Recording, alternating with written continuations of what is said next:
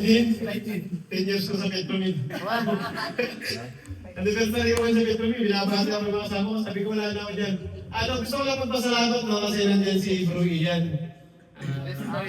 Dahil nasa Dubai na siya, punta sa Pilipinas. Patuloy na nakasama natin si Bro Ian. No? Praise God, sabay mo kaya yan. Sabi niya sa God bless, God bless.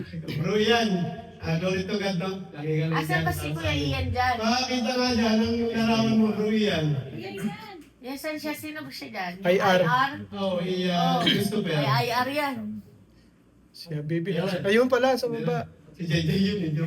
Ayun lang, no? Gusto ko pasalamat sa Panginoon dahil, ayun na, si Bro Ian. Yan si Ian. Si Kuya Ryan. Makmak yan. Si Kuya Mac. Makmak yun eh. O, ayun lang, tapos, baka may meeting yata ulit tayo mamaya. Advance ko na kasi may mga parang share sa Ate Jane na pag-usapan natin kung sa uniform sa kasano.